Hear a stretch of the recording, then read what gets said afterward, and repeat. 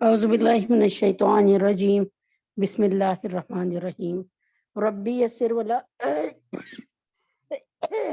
रब्बी यस्सिर वला तुअस्सिर वतम्मिम लना बिल खैर वबिका नस्तईन या फत्ताहु या अलीम या रब्बना या रब्बना या रब्बना ज़िदना इल्मा व अमला। अस्सलामु अलैकुम व रहमतुल्लाहि व बरकातुहू। अल्लाह ताला आपकी जान में, माल में, औलाद में, आपके रिस्क में बरकत अता फरमाए। जैसे कि मैंने आपको बताया कि अगर आपको कोई दुआ देता है कि रिस्क में बरकत अता फरमाए, तो ये समझ लें कि उसने आपको दुआ दी कि आपको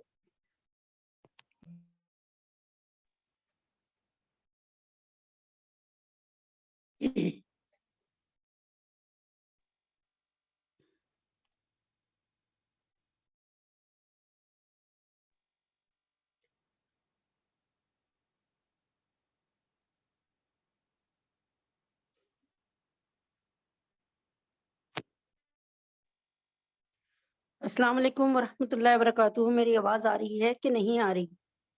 कोई ज़रा मुझे बता दे।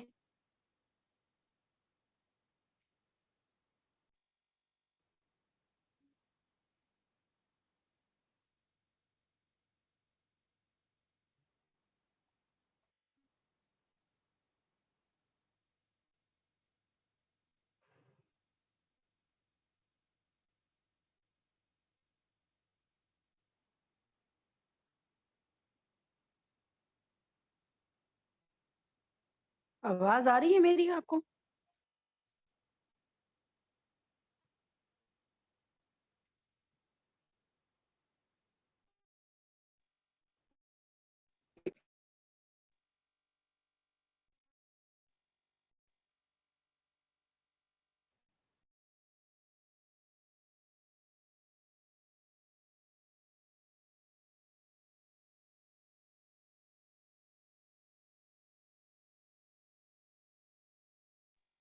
औज़ुबिल्लाहि मिनश्शैतानिर्रजीम बिस्मिल्लाहिर्रहमानिर्रहीम रब्बी यस्सिर वला तुअस्सिर वतम्मिम लना बिल खैर वबिका नस्तईन या फत्ताहु या अलीम। ये मुझे किसी ने मैसेज किया था कि आवाज़ नहीं आ रही, तो उस वजह से मैं परेशान हुई। अस्सलाम वालेकुम वरहमतुल्लाहि वबरकातुहू। रब्बी यस्सिर वला तुअस्सिर वतम्मिम लना बिल खैर वबिका नस्तईन या फत्ताहु या अलीम या रब्बना या रब्बना या रब्बना ज़िदना इल्मा व अमला रब्बिग़फिर वरहम व अंत खैरुर राहिमीन। अल्लाह तबारक ताला आपकी सबकी जान में, माल में, ईमान में, आपके रिस्क में बरकत दे। मैंने आपको बताया रिस्क क्या होता है कि रिस्क आपके लिए दुनिया की हर चीज आपके लिए और हर नेमत जो है दुनिया में, आंखों का देखना, कानों का सुनना, नाक का सूंघना, हाथों का काम करना, गुर्दे मसानों का काम करना, आपकी अकल, आपकी फहम, आपके बच्चे, धूप, oxygen, each and everything risk है, रिस्क। इसीलिए जब आप पढ़ रहे थे तो उसमें यही लिखा था कि अल्लाह ने आपको रिस्कन करीमा, यानी अल्लाह ताला के नबी अकरम सल्लल्लाहु अलैहि वसल्लम की बेवियों को रिस्कन करीमा का वादा किया है अल्लाह ताला ने। तो उसमें अल्लाह को पता था कि हर बात, हर चीज आ जाती है कि रिस्कन करीमा। तो उम्मीद है कि आपको सबको समझ आ रही होगी अल्लाह के हुक्म से। बिस्मिल्लाहिर्रहमानिर्रहीम। जैसे कि हमारी रोजाना की तालीम अल्लाह के हुक्म से होती है, फजाइल अमाल। अल्लाह ताला इस प्रोग्राम में बरकत अता फरमाए, इसको कबूल फरमाए। और जो लोग हमसे अभी नहीं मिल पा रहे, तो किसी ना किसी वजह से अल्लाह ताला उनके तमाम मसाइल हल फरमाए और अल्लाह ताला फिर सबको जोड़ अता फरमाए अल्लाह के हुक्म से। तो अल्लाह अल्लाह तबारक ताला सब पे रहम फरमाए और सबको जुड़ने की तौफीक अता फरमाए। तो मैंने आपको बताया कि सबसे बढ़कर जो होता है ना, वो रिस्क की दुआ कि अल्लाह ताला रिस्कन करीमा, ये दुआ अल्लाह तबारक ताला ही ने सिखाई है कि क्या, कि रिस्कन करीमा की दुआ अल्लाह ताला ही ने सिखाई है कि भाई करीम रिस्क मांगो। तो अल्लाह को भी पता है कि रिस्क की दुआ जब हम रिस्कन करीमा में इसको लेंगे तो इंशाअल्लाह ताला अ, फिर ये है कि ये बहुत जामे दुआ है। तो क्या है, सबके लिए यही दुआ मांगा करें कि अल्लाह ताला, और अपने लिए भी दुआ मांगा करें कि भाई आप अल्लाह तबारक ताला हम सबको रिस्क करीम अता फरमाए। ठीक है, तो उम्मीद है कि बात समझ आ गई होगी। बिस्मिल्लाहिर्रहमानिर्रहीम। तो अल्लाह तबारक ताला आप सबको करीम रिस्क अता फरमाए। जो आप पहले आकर मीटिंग में बैठ जाती हैं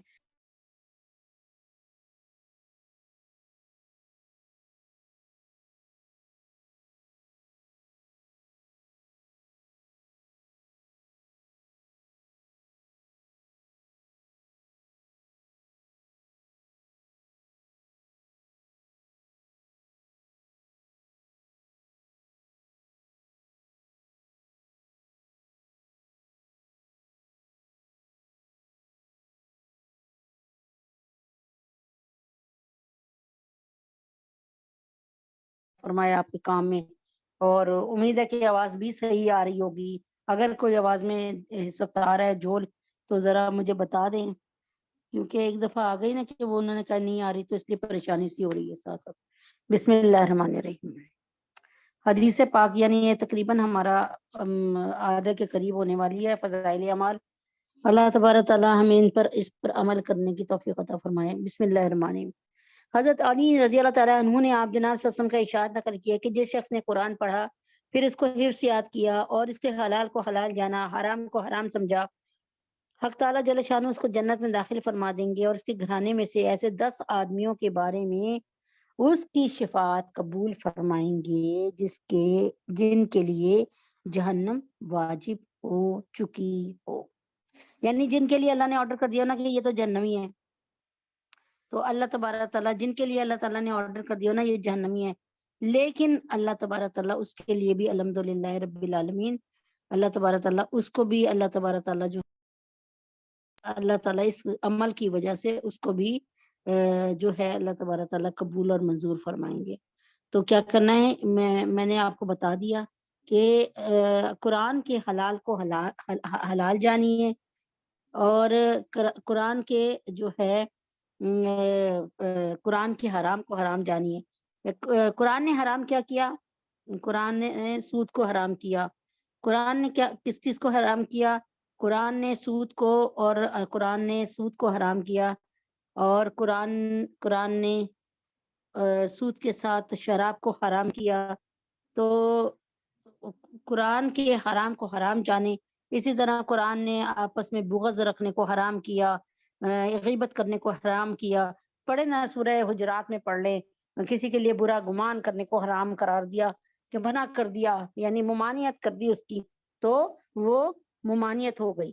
کہنے کا کیا مطلب ہے، یہ قرآن کے حرام کو حرام سمجھے اور قرآن کے حلال کو حلال سمجھے گا جو شخص، اللہ تعالیٰ اس کا بہت رتبہ بڑھا دیں گے انشاءاللہ، اور اس کے ایسے 10 آدمیوں کے بارے میں اس کی شفاعت فرمائیں گے، یعنی اس کو کیا ہے، اس کو جنت میں داخل فرمائیں گے، اس کے گھرانے میں سے ایسے 10 آدمیوں کے بارے میں اس کی شفاعت قبول فرماویں گے جن کے لیے جہنم واجب، جن کو اللہ تعالیٰ نے فرمایا یہ پکے پکے جہنمی ہے نا، یہ جنت میں نہیں جائیں گے۔ لیکن اللہ تعالیٰ جب وہ کہے گا نا، جو قرآن کے حرام کو حرام سمجھے گا، قرآن کے حلال کو حلال سمجھے گا، ایسا شخص جب وہ کہے گا نا نہیں اللہ ان کو بھی بخش دے، تو اللہ اس کو بھی بخش دیں گے۔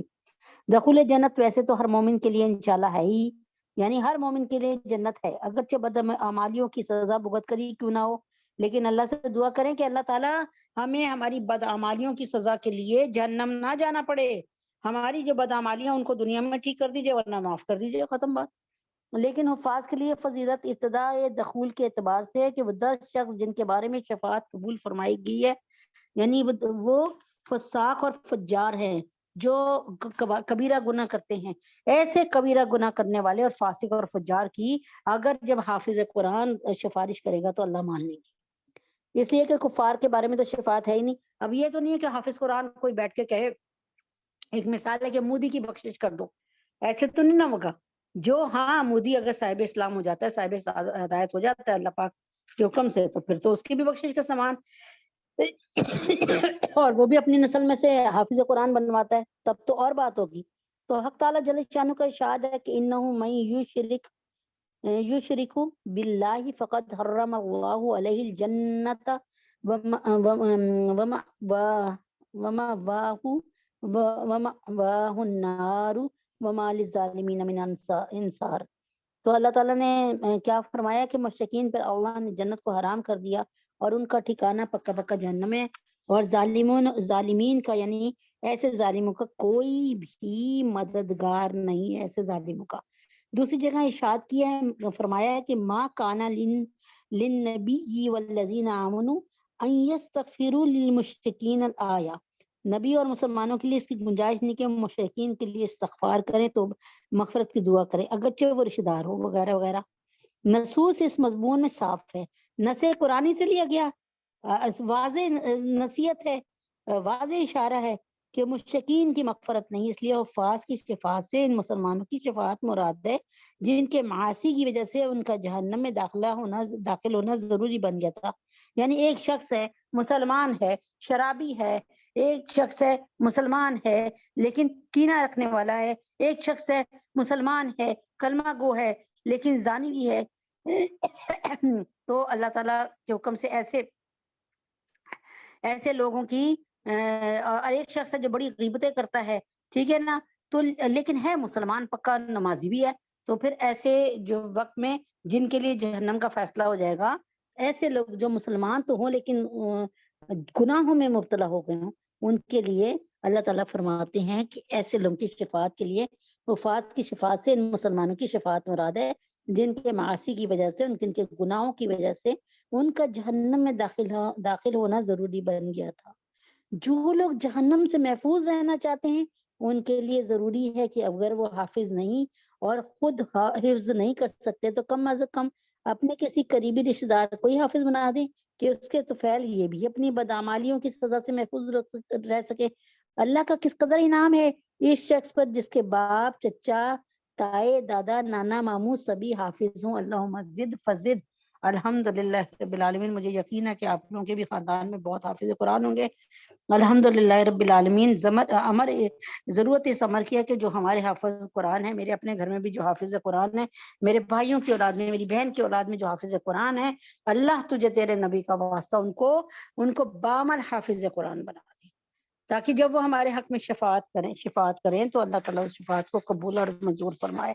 تو بات کیا ہے کہ کس بات کی ضرورت، کس بات کی ہے کہ بھائی ہم اللہ کے دین کو سمجھیں، ہم اللہ کی کتاب کو سمجھیں، ہم اللہ تبارک تعالیٰ کو پہچانیں، ہم اپنے بچوں کو حافظ قرآن بنائیں، اور اگر ہمارے بچے بڑے ہو گئے اور حافظ قرآن بننے کی طرف وہ نہیں ہو رہا، دلی لبھاؤ نہیں ہو رہا، تو ہم دیکھیں کہ ہمارے رشتہ داروں میں سے کوئی بچہ ایسا ہو جو کر سکتا ہے، ماشاءاللہ سے لگ رہا ہے کہ بھائی انشاءاللہ تعالیٰ، اور اس کا ہمیں اختیار بھی مل جاتا ہے کہ ہاں بھائی آپ اس کو پڑھائی مطلب اس کی تربیت کر دیں، تو بھائی اس کے لیے فوراً آگے بڑھ کر اس کے حفظ کا بندوبست کرو تاکہ وہ روز قیامت آپ کے لیے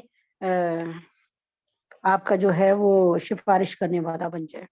امید ہے کہ آپ کو بات سمجھ آ گئی ہوگی انشاءاللہ۔ اللہم صلی علی محمد وعلی آل محمد کما صلیت علی ابراہیم وعلی آل ابراہیم انک حمید مجید۔ اللہم بارک علی محمد وعلی آل محمد کما بارکت علی ابراہیم وعلی آل ابراہیم انک حمید مجید۔ نماز کے 100 اہم مسائل ہیں، لیکن عورتوں کے لیے اس میں سے تقریباً 10 15 20 کم ہیں، اور یہ مردوں کے بھی ہیں۔ اس میں تقریباً 80 مسائل ایسے ہیں، اگر عورتیں اس کو سمجھ لیں تو عورتیں اسے سمجھ لیں تو انشاءاللہ العزیز نماز کی عالمہ بن جائیں گی، اور اگر عمل بھی کریں گی تو پھر ہی عالمہ بنیں گی نا، سمجھ لیں، عمل کریں اور دوسروں کو بھی سکھائیں۔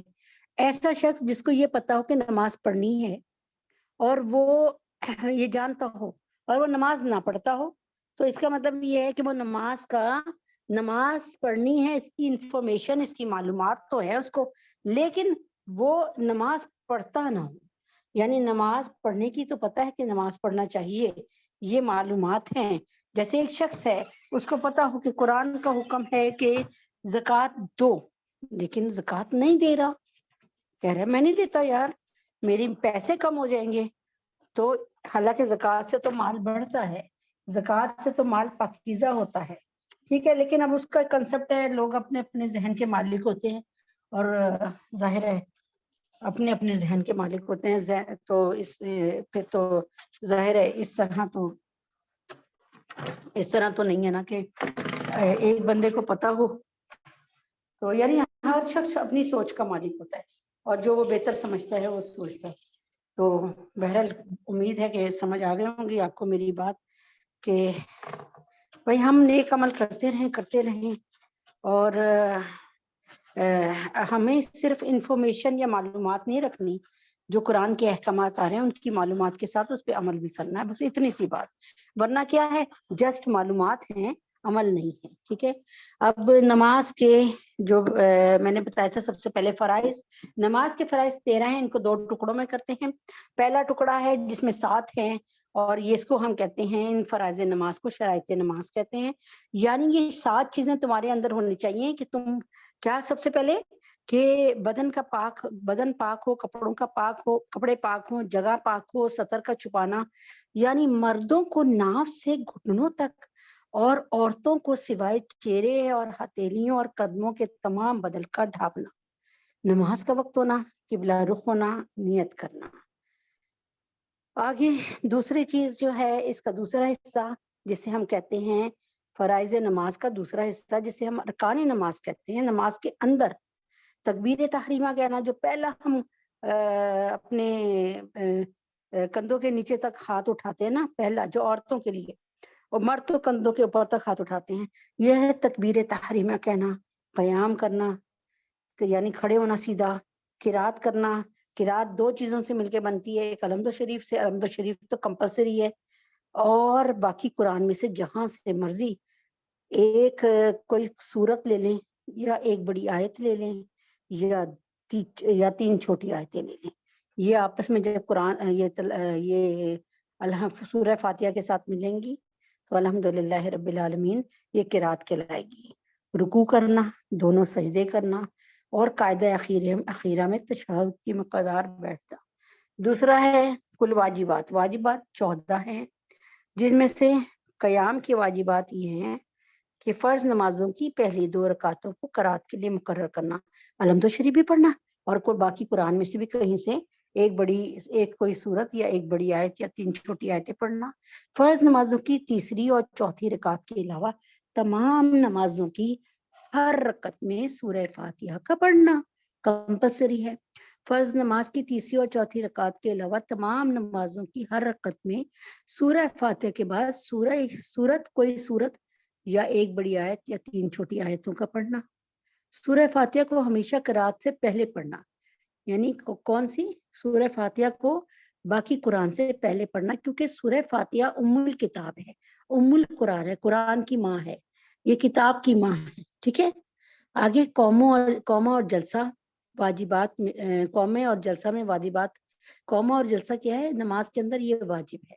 قومہ کرنا یعنی رکوع سے بالکل سیدھا اٹھ کر سیدھا کھڑا ہو جانا, جس میں آپ کہتے ہیں سمیع اللہ لمن حمدہ ربنا لک الحمد. جلسہ کرنا یعنی دونوں سجدوں کے درمیان میں سیدھا بیٹھ جانا. ٹھیک ہے, 2 چیزیں سمجھ آ گئی ہیں آپ کو اس بات کی. تیسری چیز ہے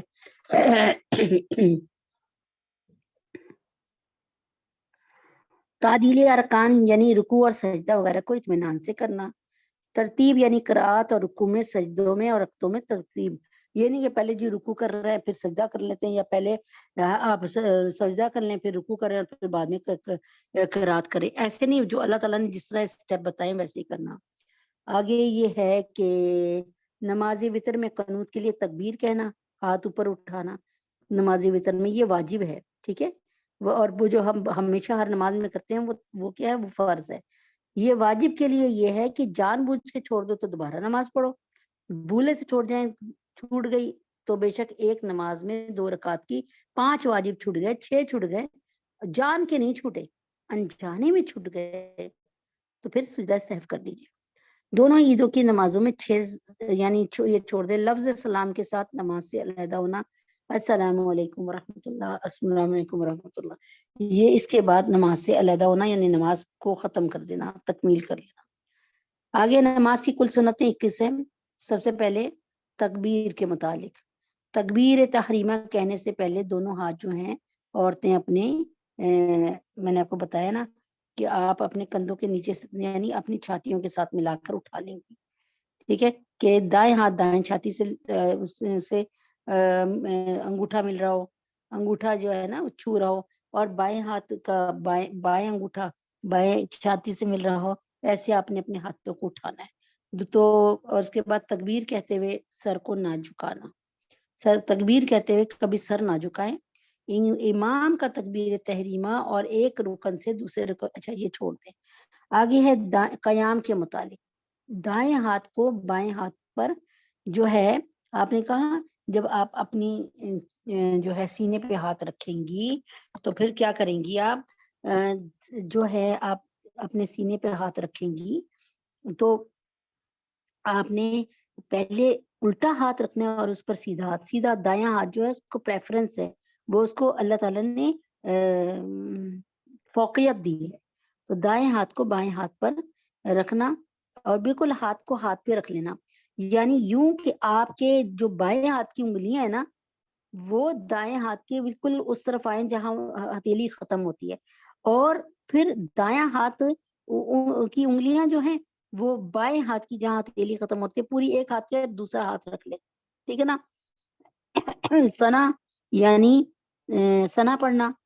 سنا آپ کو پتہ ہے سنا یعنی کیا کہتے ہیں، سبحانک اللہم وبحمدک وتبارک اسمک وتعالی جدک ولا الہ غیرک. تعوذ یعنی اعوذ باللہ آخر تک پڑھنا. ٹھیک ہے.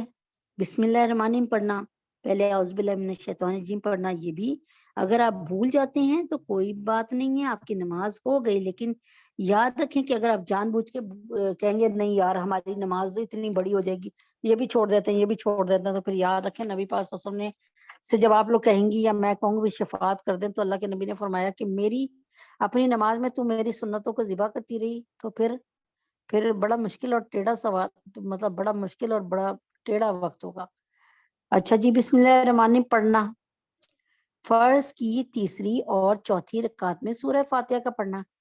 یعنی ہمیشہ میں نے آپ کو یہ بتایا نا، فرض میں ہم نے یہی بتایا تھا نا واجب میں کہ تیسری اور چوتھی رکعت میں، فرض کی تیسری اور چوتھی رکعت میں جو ہے وہ یعنی اس کے علاوہ باقی سب میں سورہ فاتحہ کا بھی پڑھنا اور سورت ملانا بھی، لیکن اس یہاں پر ذکر تیسری اور چوتھی کا نہیں آیا. تو تیسری فرض نماز جو ہے نا اللہ نے اس کو بہت ہلکا کر دیا، کیونکہ وہ کمپلسری ہے نا، وہ فرض ہے، اس وجہ سے کہ اللہ نے اس کے لیے آسانی پیدا کر لی تاکہ ہر شخص آسانی سے فرض پڑھ سکے. فرض کی تیسری اور چوتھی رکعت میں سورہ فاتحہ کا جو پڑھنا ہے نا، اگر ہم کہتے ہیں ہم نے نہیں پڑھنی تب بھی نماز ہو جائے گی، جان کے کہتے ہیں نہیں پڑھنی تب بھی نماز ہو جائے گی، بھولے سے ہو گئی تو پھر تو بھولے سے ہو گئی تب بھی ہو گئی. لیکن یاد رکھیں کہ اس کو اپنا معمول نہ بنائیے، بلکہ اس کو پڑھ لیا کریں. اگر نہیں پڑھی، بھول گئے یا آج دل نہیں کر رہا، چلو نہیں پڑھی تو تھوڑی دیر کے لیے کھڑے رہیں اور پھر رکوع اور سجود کر لیں، لیکن کوشش کریں اس کو اپنا عمل نہ بنائیں. آمین کہنا. سنا تعوذ یعنی اعوذ باللہ من الشیطان الرجیم. سنا اعوذ باللہ من الشیطان الرجیم، بسم اللہ الرحمن الرحیم. آمین سب کو آہستہ آہستہ پڑھنا، دل میں پڑھنا. ٹھیک ہے نا. یہ آپ کو پتہ نا امام صاحب اگر جہری بھی پڑھ رہے ہیں لیکن آپ نے اپنے دل میں پڑھنا. سنت کے موافق قرات کرنا، یعنی جس نماز میں جس قدر قرآن پڑھنا سنت ہے اس کے موافق نماز پڑھنا. تو امید ہے کہ آپ کو بات سمجھ آ گئی ہوگی انشاءاللہ، کہ دائیں ہاتھ کو بائیں ہاتھ پر، دائیں ہاتھ کو ہمیشہ بائیں ہاتھ پر رکھنا، یعنی سینے پہ پہلے بایاں ہاتھ رکھیں پھر دایاں ہاتھ اس پہ. اور ثنا پڑھنا یعنی سبحانک اللہم پڑھنا. آگے یعنی اعوذ باللہ من الشیطان الرجیم پڑھنا تعوذ، بسم اللہ الرحمن الرحیم پڑھنا تسمیہ، اور پھر فرض کی تیسری اور چوتھی رکعت میں سورۃ فاتحہ کا پڑھنا. یہ سنت ہے. سنت کے لیے یہ کہ اگر آپ نے ساری سنتیں بھی ایک نماز میں چھوڑ دی نا آپ کی نماز ہو جائے گی، لیکن یاد رکھیں کہ سنت کا وبال ہے. یہ وبال کا مطلب یہ کہ ہمیں کیا کہتے ہیں کفارہ، مطلب ہمیں یعنی دیکھیں نا سنت چھوڑنے پر آپ کو پتہ ہے نا، میں نے جو پڑھا تھا مجھے یاد ہے کہ جس نے جان بوجھ کر جس نے آپ جناب صلی اللہ علیہ وسلم کی سنتوں کو ذبح کیا تو پھر اس کی پتہ نہیں لکھا تھا قبیلے سے یا برادری سے پتہ نہیں یا اس کی قوم سے، اس سنت کو ہمیشہ سے کے لیے ہٹا کر ایک بدعت کو رائج کر دیا جائے گا. یہ پوری سے حدیث جو ہے پورے سے جو ہے میں انشاءاللہ تعالی بیان کروں گی، ہو سکا اگر مجھے مل جائے آرام سے. ویسے میں نے یہ پڑھا ہے الحمدللہ. آمین کہنا، اور یہ بھی آمین کہنا بھی سنت ہے، کہیں تو کہیں، نہ کہیں نہ کہیں نماز ہو جائے گی. ثنا تعوذ بسم اللہ آمین سب کو آہستہ پڑھنا، یعنی آہستہ پڑھنا یہ سنت عمل ہے. سنت کے اچھا یہ میں بتا دیا، سنت کے موافق قرات کرنا یعنی جس نماز میں جس قدر قرآن پڑھنا سنت ہے اس کے موافق پڑھنا، اس سے زیادہ نہ پڑھیں، مطلب جتنی مطلب یہ جیسا عمل آپ نے آپ جناب صلی اللہ علیہ وسلم کا دیکھا، صحابہ کا دیکھا، اس کو کرنا ہے. اعوذ باللہ من الشیطان الرجیم، بسم اللہ الرحمن الرحیم. 22واں پارہ سورۃ الاحزاب، اور سورۃ الاحزاب کی 22ویں پارے میں نا جو 22واں پارہ کا شروع کیا ہے تو سورہ احزاب کی آیت نمبر ہے اللہ تبارک تعالیٰ کے حکم سے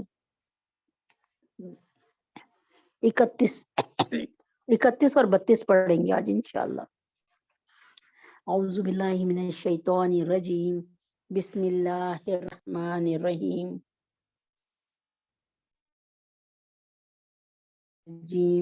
بسم اللہ الرحمن الرحیم. اچھا جی،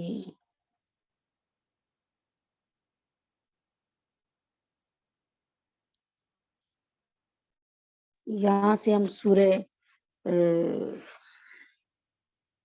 احزاب سے شروع کرتے ہیں 22واں پارے کا. وَمَن یقنت، یہاں سے شروع ہوتا ہے نا 22واں پارہ. وَمَن یقنت، اور جو اطاعت کرے، ٹھیک ہے. من کنہ، تم میں سے، اے نبی کی بیویوں، تم میں سے جو اطاعت کرے یعنی کہنا مان جائے، قناعت کر لے. یہاں پہ قناعت کرنے کو بھی لکھ سکتے ہیں، لیکن بہرحال یہاں پہ اطاعت سے اطاعت ہے. لیکن اگر آپ کو یاد کرنا ہونا تو وَمَن یقنت سے آپ قناعت سے لے لیں. یعنی اس وقت بات ہو رہی تھی کہ تھوڑے سے رزق پر قناعت کرنا. انہوں نے نبی اکرم صلی اللہ علیہ وسلم کی بیویوں نے کہا تھا نا کہ بھئی دیکھیے اب تو وہ حالات نہیں رہے، اب تو ماشاءاللہ سے جو مطلب عام ہیں لوگ، جیسے جو نبی تو ایک خاص ہوتے نا، ہم عام ہیں، نبی خاص ہیں، تو اب عام لوگوں میں بھی بڑی خوشحالی آ گئی، تو اب ہمیں بھی تھوڑا سا مطلب ہمارا نان نفقہ بھی، ہماری پاکٹ منی بھی بڑھا دیجئے. یعنی سمجھانے کو بس کہہ رہی ہوں، ایسے نہیں کہا تھا کہ پاکٹ منی بڑھا دیجئے. تو اس وقت پھر اللہ تعالیٰ کے نبی اکرم صلی اللہ علیہ وسلم کو یہ بات اچھی نہیں لگی، دل برداشتہ ہوئے آپ. یعنی آپ کو یہ بات اپنی بیویوں کے منہ سے اچھی نہیں لگی کہ یہ دنیا مانگ رہی ہیں، کیونکہ آپ نے تو اختیاری فقر کو اختیار کیا نا، آپ نے جان بوجھ کر. تو یہاں پہ اللہ تعالیٰ فرما رہے ہیں کہ وَمَن یقنت، اور جو کہ تمہیں اللہ کی اس کے رسول کی فرما برداری کرے گی اور نیک کام کرے گی، تو ہم اس کو ثواب، اس کا ثواب دوہرا دیں گے. اور ہم نے اس کے لیے لہا رزقاً کریمہ، ایک عمدہ روزی تیار کر رکھی ہے. وَمَن یقنت مِنکُنَّ لِلَّهِ وَرَسُولِهِ وَتَعْمَلْ صَالِحًا نُؤْتِهَا أَجْرَهَا مَرَّتَيْنِ وَآتَدْنَا لَهَا رِزْقًا کریمہ. اور جو کہ تمہیں اللہ کی اور اس کے رسول کی فرما برداری کرے اور نیک کام کرے گی، تو ہم اس کو اس کا ثواب دوہرا دیں گے. اور ہم نے اس کے لیے ایک عمدہ روزی تیار کر رکھی ہے. جیسے استاد کہتے ہیں نا کہ بھائی ٹھیک ہے تم فیل ہو گئے، اچھا وقاص تم فیل ہو گئے، ٹھیک ہے چلو تم تو ہر سال ہی کم نمبر لیتے ہو، آج فیل ہو گئے. اچھا ظہیر تم بھی فیل ہو گئے، لیکن اچھا بھائی کیا کہتے ہیں ادھر، ہاں بھائی بتاؤ زبیر تم کیوں فیل ہوئے؟ تم تو ہمیشہ فرسٹ آتے ہو، ٹھیک ہے نا. تو پھر کیا استاد زیادہ پوچھتا بھائی مجھے وجہ بتاؤ، اس دفعہ تم کس طرف لگ گئے، بار بار پوچھیں گے. تم تو ہمیشہ فرسٹ آتے تھے، تمہیں کیا ہوا جو تم اس دفعہ فیل ہو گئے، یہ نمبر کم لیے، مجھے پہلے بتاؤ، تم اپنا مسئلہ بتاؤ. تم تو کلاس 1 سے پڑھتے فرسٹ پوزیشن پہ رہو، اس دفعہ تمہارے نمبر کیوں کم آئے؟ ٹھیک ہے نا. بار بار پوچھنا، مواخذہ کرنا، محاسبہ کرنا اس کا، کیونکہ وہ تو ہے ہی بہتر. تو نبی اکرم صلی اللہ علیہ وسلم کی بیویوں سے یہ چیز نا ان پر نہیں، ان پہ سوٹ نہ نہیں کر رہی تھی. یا نساء النبی لستن کاحد من النساء ان اتقیتن فلا تخضعن بالقول فیطمع الذی فی قلبہ مرض وقلنا قولا معروف. فرمایا یا نساء النبی، اے نبی کی بیویوں، اے نبی کی عورتوں، لستن، اے نبی کی بیویوں، تم معمولی عورتوں کی طرح کاحد من النساء، ایک عورتوں میں سے عورت نہیں ہو، یعنی تم معمولی عورت نہیں ہو. کاحد من النساء، کسی ایک کی طرح نہیں ہو، یعنی کسی عام عورت کی طرح نہیں ہو. من النساء یعنی یہاں پہ آتا ہے احادین، کاف کا مطلب ہوتا ہے، یہاں کاف کا مطلب ہوتا ہے قرآن مجید میں جیسے نا کل فراش المبثوث، جیسے کہ روئی دھنکی ہوئی، کل این المنفوش، کل فراش المبثوث، کل این المنفوش. ٹھیک ہے. کا جسم واحد، مسلمان کیسے؟ کا جسم واحد، ایک واحد جسم کی طرح. تو یہاں پہ بھی کاحد من النساء، تم عام عورتوں کی طرح کوئی عورت نہیں ہو. ان اتقیتن اگر تم پرہیزگاری متقی ہو جاؤ. فلا تخزانا تو ملامت نہ کرو. تم پرہیزگاری کرو تو ملامت نہ کرو بالقولی یعنی گفتگو میں. یعنی کیا مطلب ہے کہ اللہ تعالیٰ فرما رہے اے نبی کی بیویوں تم معمولی عورتوں کی طرح نہیں ہو. اگر تم تقوی اختیار کرو تو تم نامحرم مرد سے بولنے میں جبکہ بضرورت بولنا پڑے یعنی ایسے نہیں ہے کہ آپ ہر ایک کسی سے بولیں. کسی غیر محرم سے بولنا پڑے تو کیا کرو, بضرورت بولنا پڑے تو نزاکت یعنی میں نے آپ کو کل بتایا تھا نا, سنیے جیسے عورتیں جاتی ہیں اس پہ شاپنگ سینٹر پہ مال میں, اور یہ کیا نام ہے مجھے تو اتنے کوئی, یہ پیکیجز مال ہے اور ایمپوریم ہے اور اس طرح کے, تو عورتیں آپ دیکھا کریں کیسے بول رہی تھیں, سنیں بات سنیں ایسی کر لیں, اچھا یہ دیکھیں نا آپ یہ تو دکھائے نا. تو ہم کس قدر اللہ معاف کرے اللہ کے قانون کو توڑ رہے ہوتے ہیں, بے پردہ جا رہے ہوتے ہیں, لپسٹک وغیرہ لگائی ہوتی ہے, سج کے بن کے جاتے ہیں, پرفیومز لگائے ہوتے ہیں, اور اس کے بعد کیا کر رہے ہوتے ہیں, بڑے ہی پیار سے اور بڑے ہی بہت ہی اعلیٰ اس میں بول رہے ہوتے ہیں, کیا کہتے ہیں, نرم لہجے میں.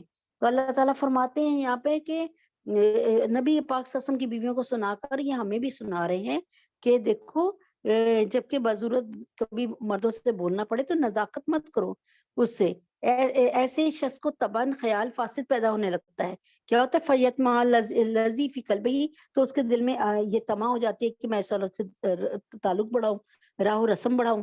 تو فی قلبہ مرض, پھر کیا ہوتا ہے اس کے دل میں, جس کے دل میں پھر اس کی خرابی آ جاتی ہے. وَقُلْنَا قَوْلًا مَعْرُوفًا, اور بس کیا کرو قاعدے کے موافق بات کرو, یعنی ٹو دا پوائنٹ بات کرو, ٹھیک ہے نا. آپ کے گھر میں کوئی آیا مالی, آپ نے کام کروانا ہے, آپ نے اس نے کہا دروازہ کھولیں, دروازہ کھول دیں. ہاں بھئی یہ کر لو, نیچے نظر رکھیں, بھئی یہ کیاری کو صاف کرو, یہاں سے یہ گند اٹھاؤ, ذرا اس کوڑے کو اٹھا کر پھینکو, اور یہ والا پودا لگا دو, یہ کہہ کر اس کو یہ اس جگہ لگانا ہے, بھائی ختم بات. اپنے تھوڑی دیر بعد جا کر دیکھیں اس نے صحیح طریقے سے کر دیا, نہیں کرا, نظروں کو نیچے رکھو, بھائی یہ آپ نے صحیح نہیں کیا, اس کو صحیح کر لو, ختم بات. یعنی ایسے روڈ, ایسے رف, ایسے روکھے لہجے میں بولیں, روڈ نہیں میں کہہ رہی, روکھے لہجے میں. روکھے یعنی ایک ہوتا ہے نا جس میں کوئی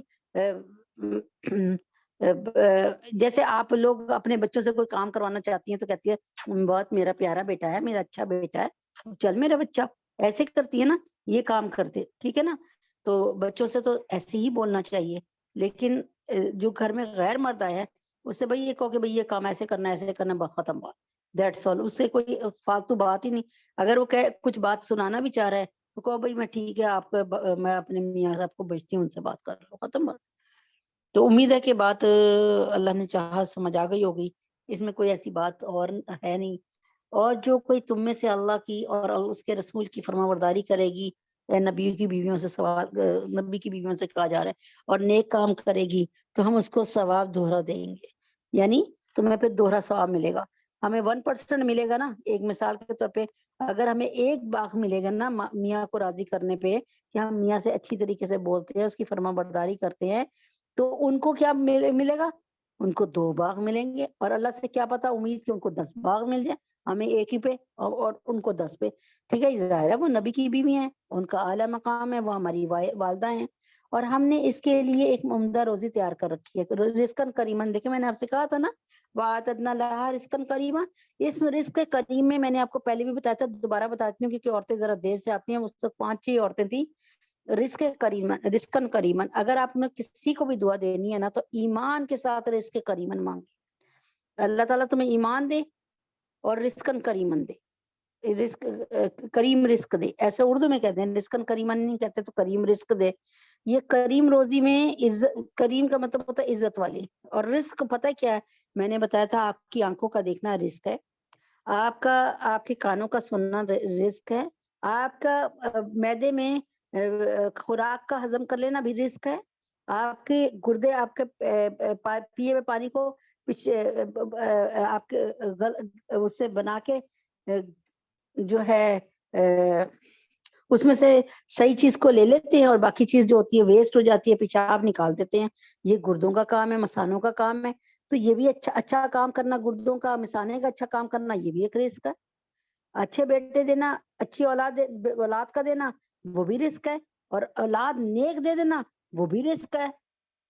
اور اس کے بعد ہواؤں میں آکسیجن کا آ جانا، یہ بھی رزق ہے.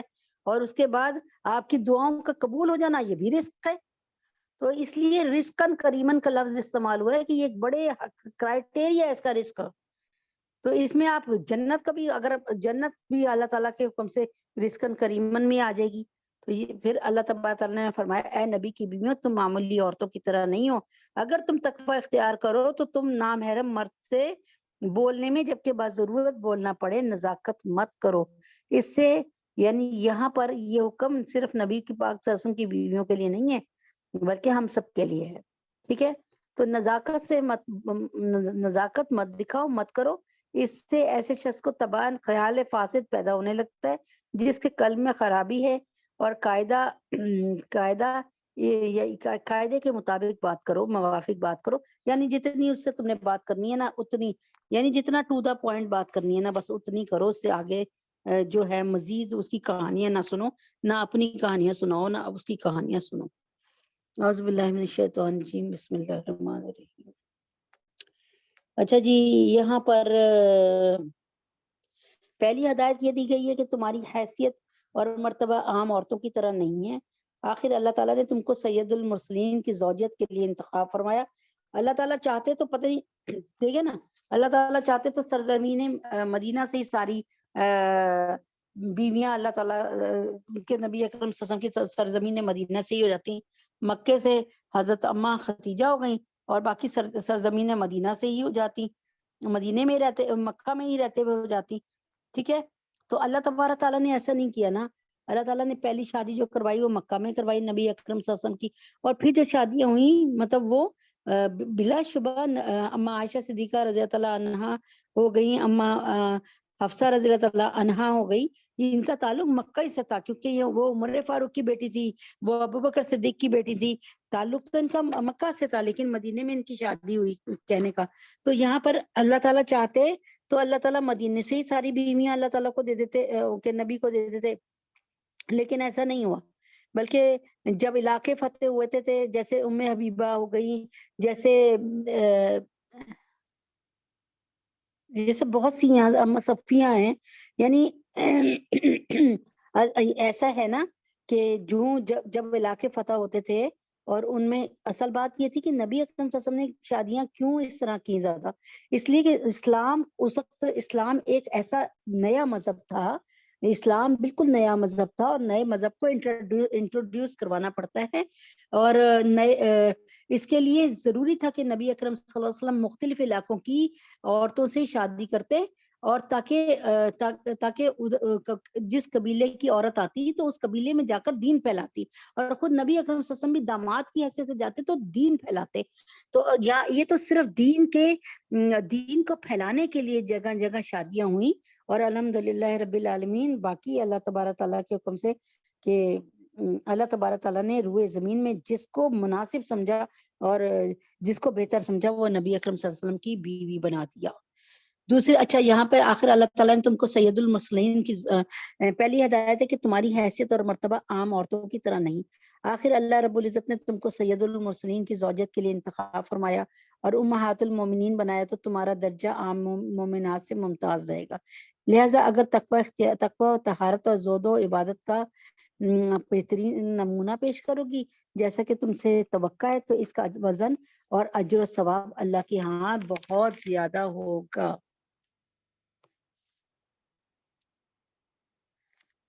تو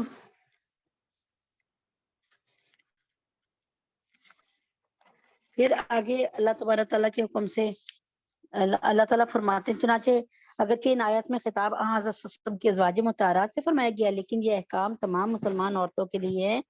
تو اس ہدایت کا منشا یہ ہے کہ مسلمان عورت کو اگرچہ بضرورت اجنبیوں سے بولنا پڑ جائے تو پوری احتیاط کے ساتھ بات کرے. علماء محققین نے لکھا ہے کہ اس ہدایت میں اسباب فتنہ سے بچنے کا ارشاد ہے اگرچہ اسباب بعید ہی ہوں. ٹھیک ہے.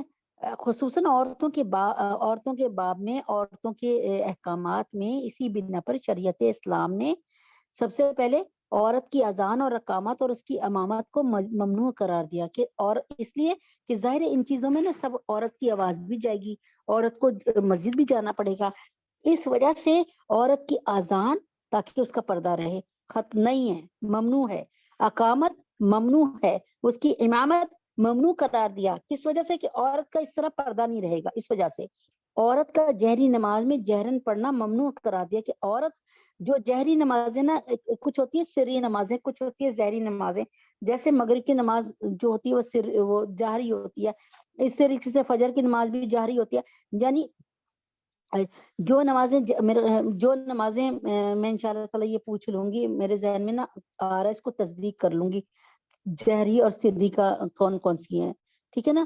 تو عورت کا جو ہے نا جہری نماز میں بھی جہرن پڑھنا، یعنی جس نمازوں میں مرد بلند آواز سے پڑھتے نا، امام جو ہے وہ بلند آواز سے قرات کرتے ہیں نا، جیسے عشاء کی نماز میں، لیکن جب عورت پڑھے گی نا اپنی نماز، تو عورت جو ہے وہ دھیمے لہجے میں پڑھے گی، اتنے کہ بس اس کے کان سن سکے، اس کے ساتھ بھی جو عورت کھڑی ہو وہ بھی نہ سن سکے، ٹھیک ہے، اس کے کہ عورت کا پردہ رہے۔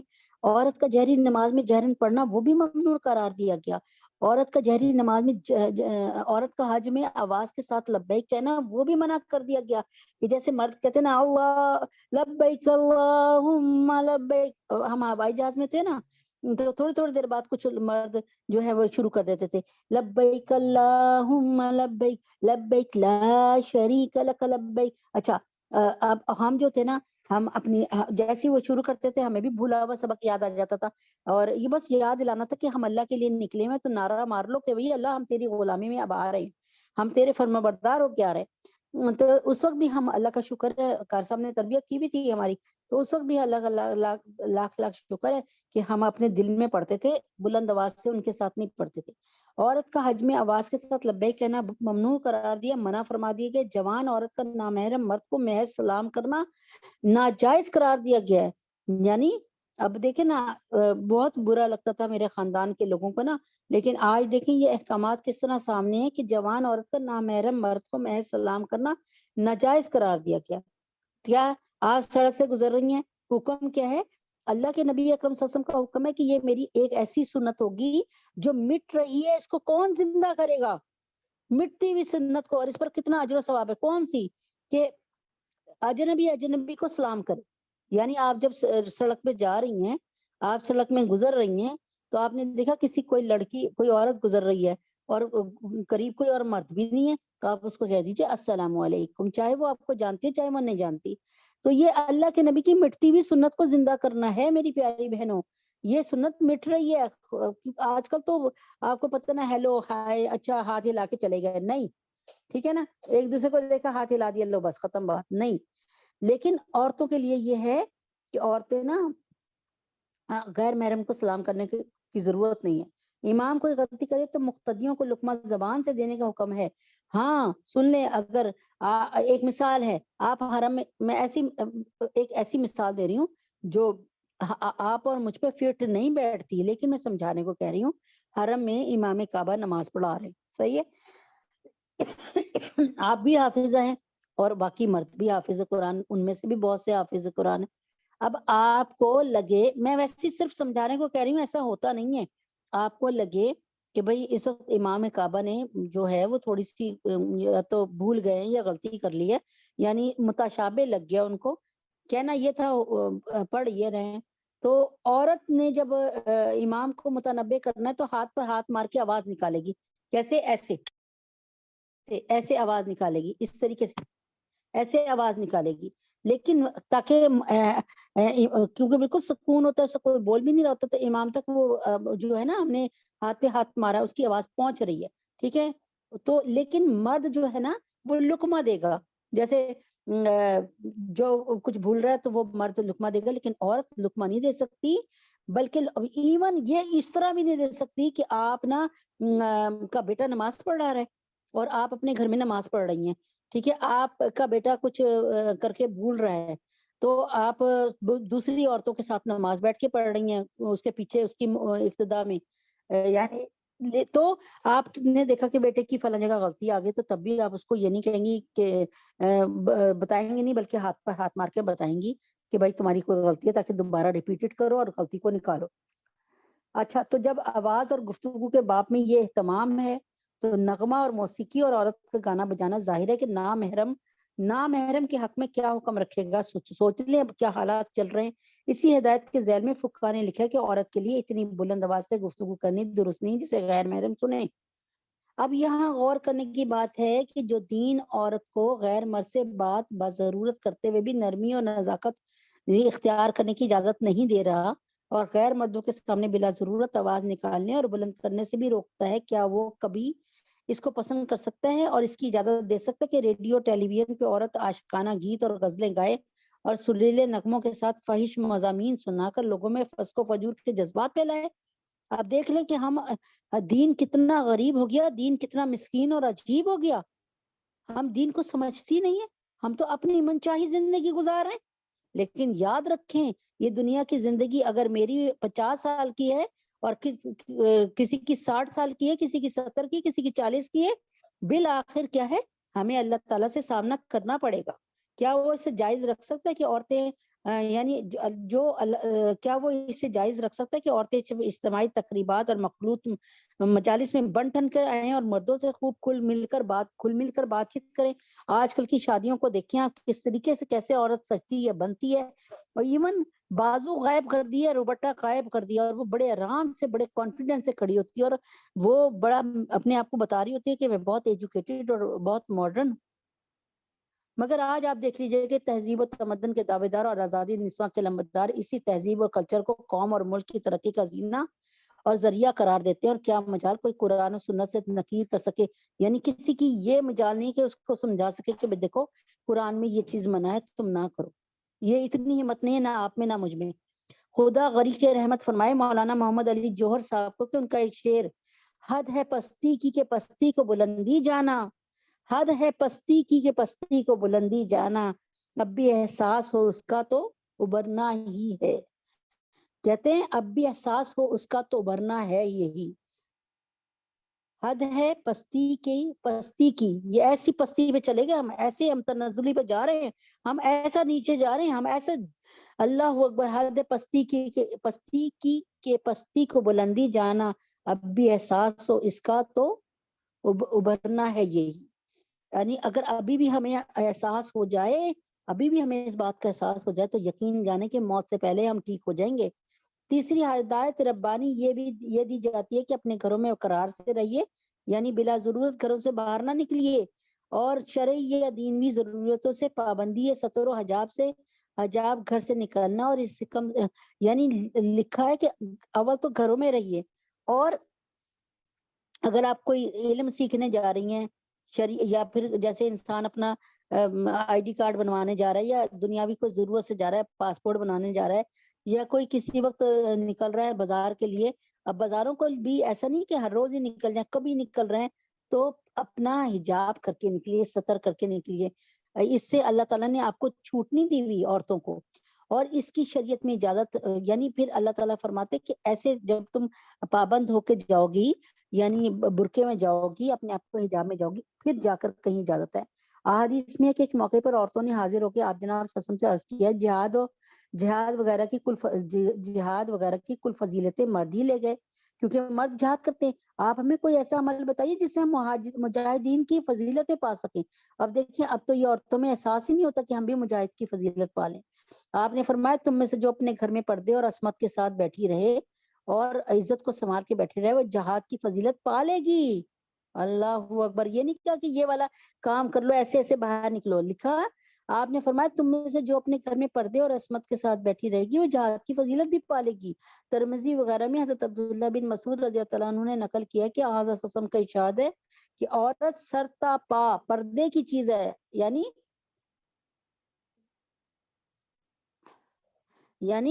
عورت سرتا پا، یعنی عورت کا سر سے لے کے پیر تک کا پردہ ہے۔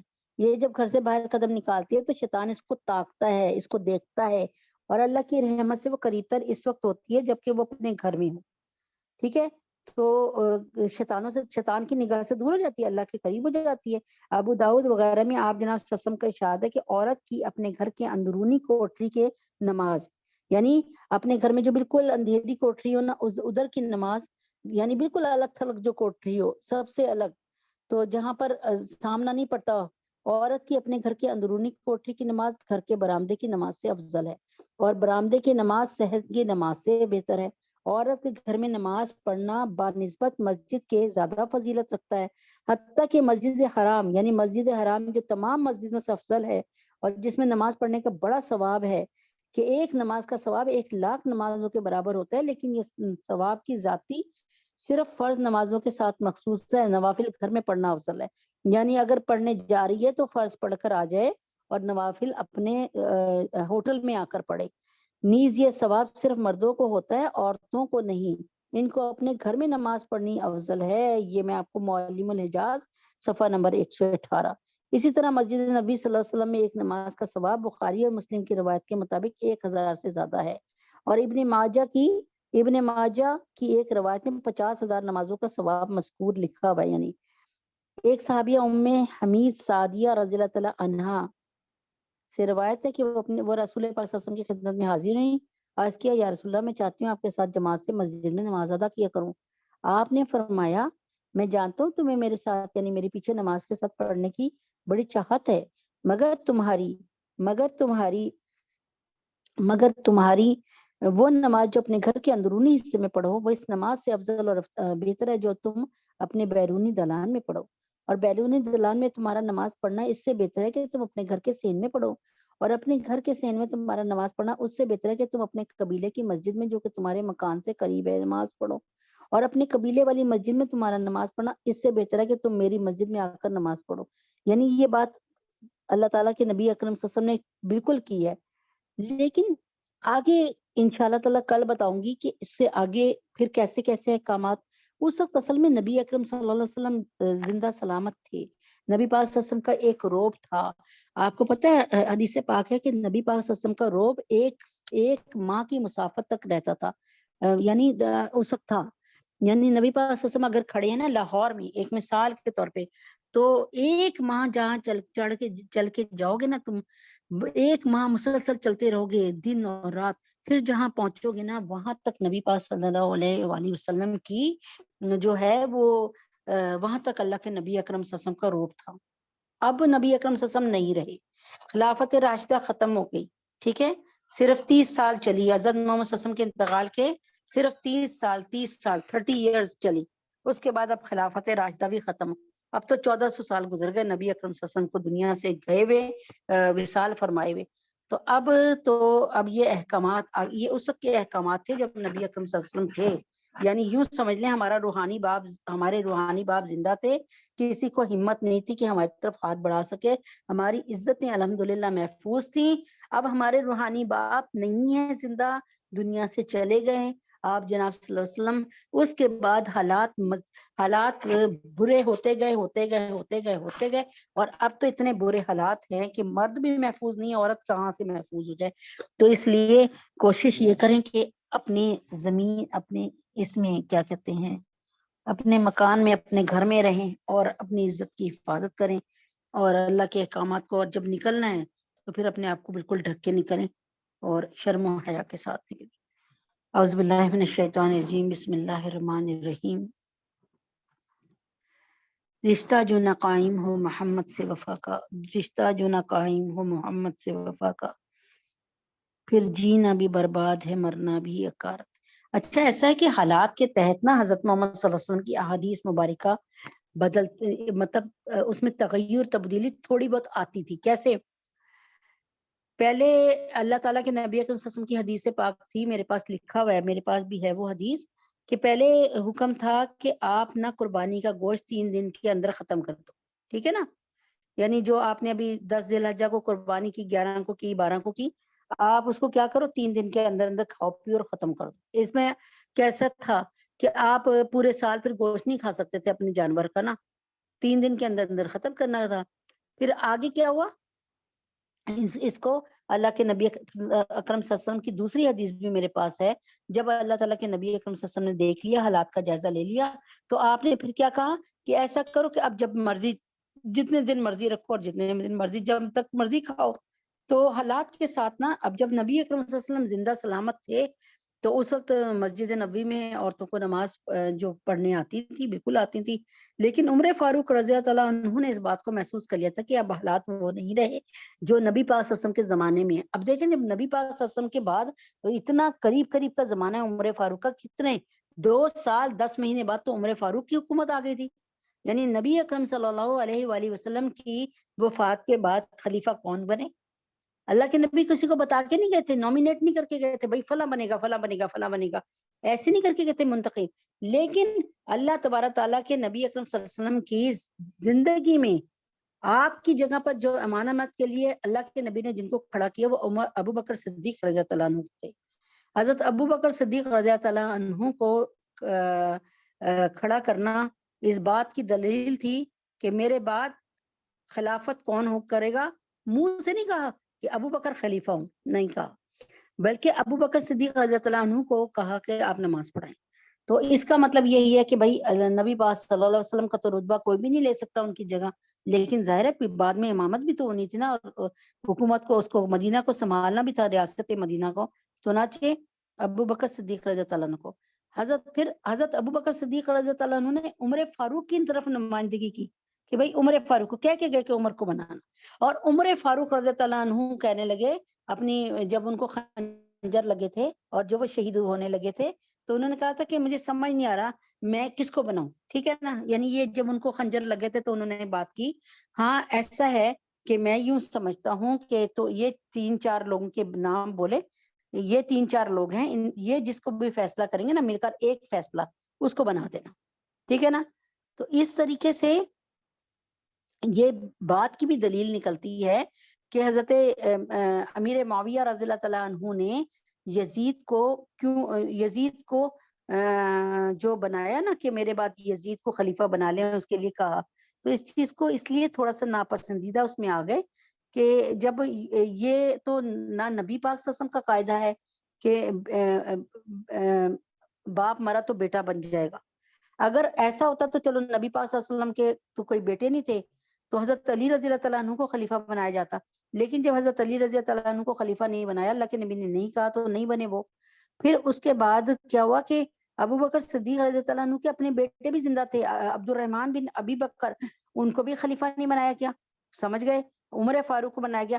عمر فاروق بھی اپنی وصال کے وقت کہہ سکتے تھے کہ عبداللہ ابن عمر کو بنا دینا، نہیں، اس لیے کہ وہ لوگ سمجھتے تھے کہ یہ سب کچھ جو ہے غیر مسلموں کی رسم ہے، یعنی غیر مسلموں کی رسم ہے، یعنی یہ غیر مسلم کرتے ہیں، یعنی جیسے فرعون تھا، فرعون ایک مثال ہے جو ان کی پیڑھی میں چلا آ رہا تھا کہ پہلے باپ بنے گا، تو کیسر و کسرہ میں یعنی ایران میں اور روم میں اس وقت یہی ہوتا تھا، ایران میں اور فارس میں، ایران میں اور روم میں یہی ہوتا تھا کہ بادشاہ ہمارا بادشاہ کا بیٹا بن گیا بادشاہ، پھر بادشاہ کا بیٹا جب مرنے لگا تو اس کا بیٹا بن گیا۔ تو یہ چیز نہ اللہ کے نبی کو پسند تھی، نہ ہمارے خلفائے راشدین کو پسند تھی کہ بھائی باپ کے ہاں کوئی باپ کا ایسا بیٹا ہو جس میں واقعی کوئی ایسی کیٹیگریز ہوں اور لوگوں کا انتخاب ہو گیا ہو کہ بھئی اس کو بنائیں اس کو بنائیں، وہ الگ بات ہے کہ لوگوں کا ووٹ آ رہا ہو۔ لیکن اس زمانے میں جب حضرت امیر معاویہ رضی اللہ عنہ، کیونکہ یہ مہینہ بھی اب محرم کا ہے نا، تو امیر معاویہ رضی اللہ عنہ کے سامنے کائنات کے بہترین لوگ ابھی کھڑے تھے۔ آپ کہیں گے کیسے؟ حضرت حسین رضی اللہ تعالیٰ عنہ کائنات کے بہترین انسان تھے جن پر اس وقت سورج طلوع ہوتا تھا۔ اس کے بعد کہہ رہی ہوں میں، اس کے بعد عبد الرحمن بن ابی بکر، ابو بکر صدیق کے بیٹے رضی اللہ تعالیٰ عنہ کے بیٹے، حضرت عمر فاروق کے بیٹے حضرت عبداللہ ابن عمر، حضرت عباس، حضرت محمد صلی اللہ علیہ وسلم کے چچا جان سیدنا عباس کے بیٹے ابن عباس، حضرت ابن عباس جو تھے وہ بھی کھڑے تھے۔ اب یہ 4-5 لوگ ایسے انتہا چوٹی کے لوگ کھڑے ہوئے تھے، ٹھیک ہے۔ وہاں تو پھر یزید کی جو ہے حکومت کا سوال ہی نہیں پیدا ہوتا تھا، تو امید ہے کہ کافی حد تک بات سمجھ آ گئی ہوگی آپ کو۔ اعوذ باللہ من الشیطان الرجیم، بسم اللہ الرحمن الرحیم۔ یہ ایک مسئلہ تھا جو لوگوں کے درمیان کافی آ رہا تھا، تو اللہ پاک نے دل میں ڈالا، تو اس سے ریلیٹڈ نہیں تھا لیکن بیان کر دیا کہ آپ لوگ بیٹھی ہیں سن رہی ہیں، تو اللہ تعالیٰ بس برکت دے دے اور کوئی آسانی والی بات فرما دے اور ہمیں سمجھ آ جائے۔ اعوذ باللہ من الشیطان الرجیم، بسم اللہ الرحمن الرحیم۔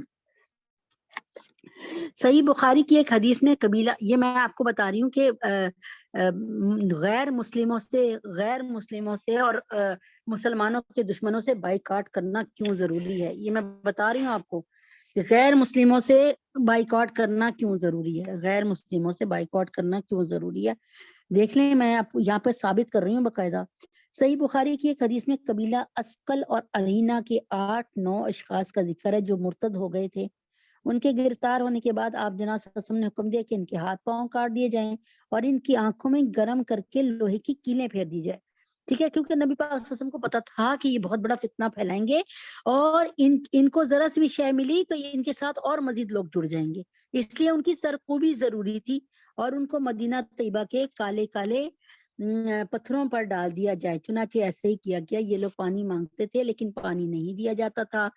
صحیح بخاری کی روایت کے الفاظ میں یسکون فلا یسکون، اور ایک روایت میں یہ لکھا ہے کہ حتی ان احدہم یقدم بفیہ الارض، وہ پیاس کے مارے زمین چاٹتے تھے مگر انہیں پانی دینے کی اجازت نہیں تھی، کیونکہ نبی پاک صلی اللہ علیہ وسلم کو پتا تھا کہ یہ فاسق اور فاجر ہیں، یہ مزید زندہ رہ کے مسلمانوں کا بیڑا غرق کر دیں گے۔ امام نووی رحم اللہ فرماتے ہیں اس سے معلوم ہوا کہ محارم مرتد کا پانی وغیرہ پلانے میں کوئی احترام نہیں ہے، یعنی ضروری نہیں کہ ہم انہیں پانی پلائیں۔ چنانچہ جس شخص کے پاس صرف وضو کے لیے پانی ہو تو اس کو اجازت نہیں ہے کہ وہ اس کو اپنا پانی پلا دے اور وضو نہ کرے، ایسے نہیں ہے۔ یعنی یہاں پر نعوذ باللہ وہی والی بات ہے نا کہ جب جسم کا کوئی حصہ سڑ جائے تو اس کو علیحدہ کرنا ضروری ہے، کہ مزید پورا جسم سڑ جائے گا یہ اس پر بات ہے کہ ٹوٹلی بائیکاٹ کرنا ہے ان ایسے لوگوں کا۔ فرمایا اس سے معلوم ہوا کہ محارم مرتد کا پانی وغیرہ پلانے میں کوئی احترام نہیں، چنانچہ جس شخص کے پاس صرف وضو کے لیے پانی ہو تو اس کو اجازت نہیں کہ پانی مرتد کو پلا کر تیمم کر لے، بلکہ اس کے لیے حکم ہے کہ پانی مرتد کو نہ پلائے اگرچہ وہ پیاسے مر ہی کیوں نہ جائے۔ غزوہ تبوک میں 3 کبار میں نے آپ کو بتا دیا، تینوں باتوں کا یہ اللہ تعالیٰ کے حکم سے